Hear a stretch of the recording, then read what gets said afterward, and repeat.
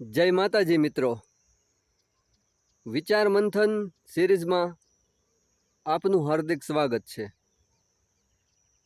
વિચાર મંથન સિરીઝમાં આજનો વિષય છે, જ્યારે કોઈ સાથ ન આપે ત્યારે ઈશ્વર સાથ આપે.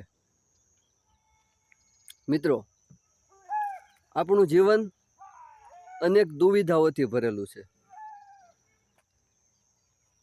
ક્યારેક સુખ હોય છે, ક્યારેક દુઃખ હોય છે. આપણા મનની અંદર ક્યારેક અકારણ ચિંતાઓનો બોજ હોય છે, ક્યારેક કારણ વિનાનો ઉદ્વેગ હોય છે. અમુક સમસ્યાઓ આપણને તન અને મનથી ભાંગી નાખે એવી હોય છે, આપણને નિરુપાય કરી દે તેવી હોય છે. આવી કોઈ સમસ્યા આવે જીવનમાં, આવી કોઈ ઘટના બને કે જ્યારે આપણે તન અને મનથી ભાંગી પડીએ, ત્યારે આપણા તમામ સગા સંબંધીઓ પાસેથી આશા અપેક્ષાઓ જે હોય આપણી, એ બધાને આપણે મેળવી લેવાની, આપણા દુઃખને દૂર કરવાના ઉપાયને દૂર કરવા માટે જે કાંઈ કોશિશ કરવાની હોય એ કરી લેવાની. પછી સફળતા ન મળે અને તમે હતાશ થઈ જાઓ મિત્રો, ત્યારે કરવાનું શું? ત્યારે કાંઈ નહીં કરવાનું, ત્યારે બસ ઈશ્વરનું શરણ શોધી લેવાનું. બસ આજ મારા મતે સહેલામાં સહેલો અને એકમાત્ર રસ્તો છે. આપણા જીવનમાં આવી પડેલી એ સમસ્યાનું સમાધાન બસ પછી તો ઈશ્વર પાસે જ હશે. ઈશ્વર જ એનો રસ્તો કરશે. મિત્રો, ઘણા બધા લોકો ઈશ્વરને માનતા નથી. આ જગતનું સંચાલન કરનારી કોઈ પરમ શક્તિ છે એ બાબતમાં તેઓ માનતા નથી. ખરેખર આ જગતનું સંચાલન કરનારી, આ જગતની તમામ બાબતો ઉપર નિયંત્રણ કરનારી કોઈ શક્તિ છે. જો તમે માનો તો, નહીંતર નહીં. તમે ઈશ્વરને માનશો તો તમે આસ્તિક કહેવાશો. જો તમે ઈશ્વરને નહીં માનો તો નાસ્તિક કહેવાશો. પરંતુ મિત્રો, આ જગતનું સંચાલન કરનારી કોઈ શક્તિ તો છે જ. આ વાત ઉપર આપણે આગળ વધીએ. મિત્રો, તમે હતાશ થઈ જાઓ કોઈ દુઃખથી, કોઈ સમસ્યાથી, અને ક્યાંયથી પણ મદદ ના મળે, ત્યારે ઈશ્વરની મદદ લેજો. એ તમને અવશ્ય મદદ કરશે. ભલે પ્રત્યક્ષ રૂપમાં નહીં, અપ્રત્યક્ષ રૂપમાં, પરંતુ ઈશ્વર આપણને મદદ કરશે જ. મહાભારતનો આપણે એક પ્રસંગ લઈએ, દ્રૌપદી વસ્ત્રાહરણનો પ્રસંગ.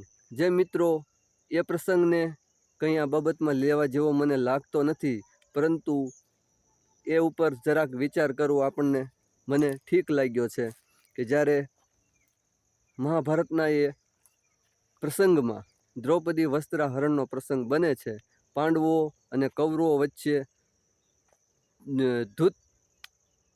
ધૃત યાની જુગારનું આયોજન થાય છે સામસામે, અને પાંડવો બધું હારી જાય છે, કૌરવો જીતી જાય છે મામા શકુનીની મદદથી.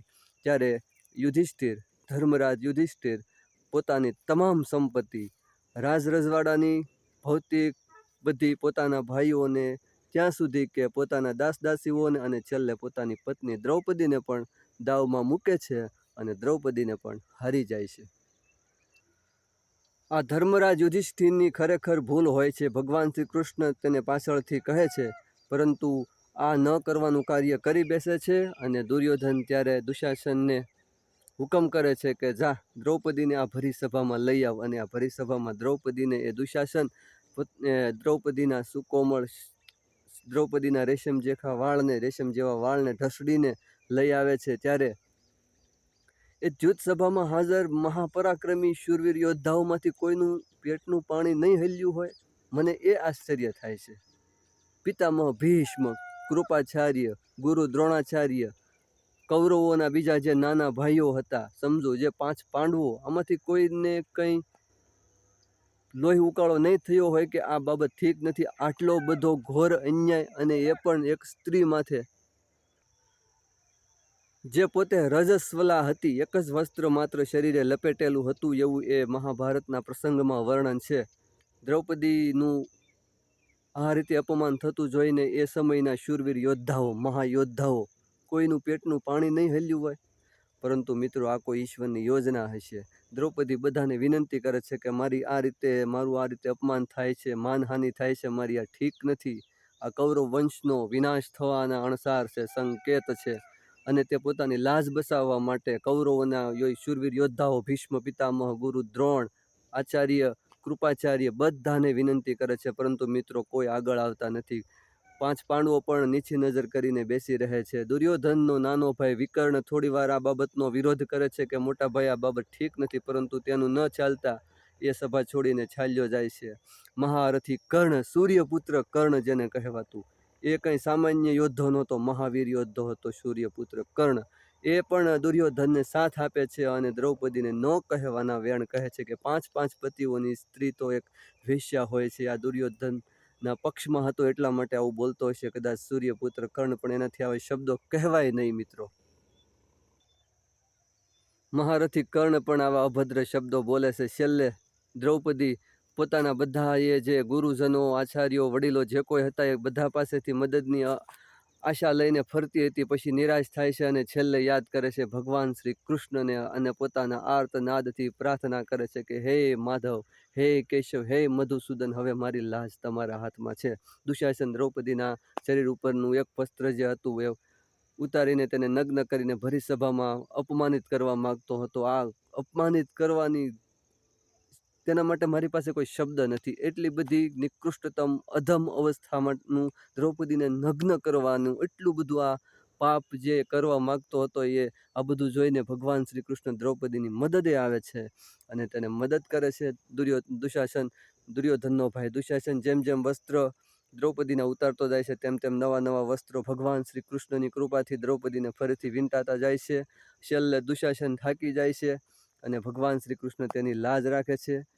અને આ સભામાં ત્યારે ખ્યાલ આવે છે કે ભગવાન શ્રી કૃષ્ણે દ્રૌપદીની લાજ રાખી. બધા યોદ્ધાઓને ત્યારે સમજાય છે કે આ ઠીક ન થયું. મિત્રો, આપણા જીવનમાં પણ આવો કોઈ પ્રસંગ આવે જ્યારે આપણા સગા સંબંધીઓ પાસે આપણી રહી સહી આશા નામ શેષ થઈ જાય, આપણી આશાનો ભંગ થઈ જાય, ત્યારે ઈશ્વરને ખરા દિલથી યાદ કરજો. તમારી ઉપર આવી પડેલું દુઃખ દૂર ના થાય તો મને કહેજો.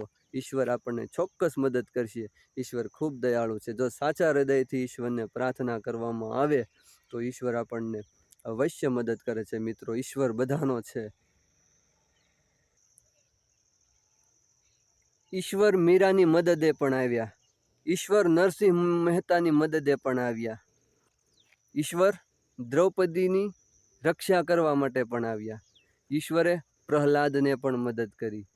ઈશ્વર આ ધરતી ઉપર આપણી જેવા મનુષ્યોના દુઃખ દર્દ દૂર કરવા માટે પણ આવી શકે છે. બસ આપણામાં તેની ઉપર શ્રદ્ધા હોવી જોઈએ, આપણને તેની ઉપર વિશ્વાસ હોવો જોઈએ. કોઈ એક ઈશ્વરને પકડીને મિત્રો આ જિંદગીના દુઃખો અને આ જંજાળોમાંથી ઉગરવાનો સંકલ્પ લો આજથી જ, કે કોઈ એક ઈશ્વરને પકડી લો, તેનું નામ સ્મરણ કરતા રહો જ્યારે જ્યારે સમય મળે ત્યારે. અને મિત્રો, જીવનમાં જ્યારે દુઃખ આવે ત્યારે આપણા ઘરનો કોઈ એકાંત ખૂણો શોધીને તેની ઉપર, એ ઈશ્વર ઉપર મનન ચિંતન કરતા જાઓ.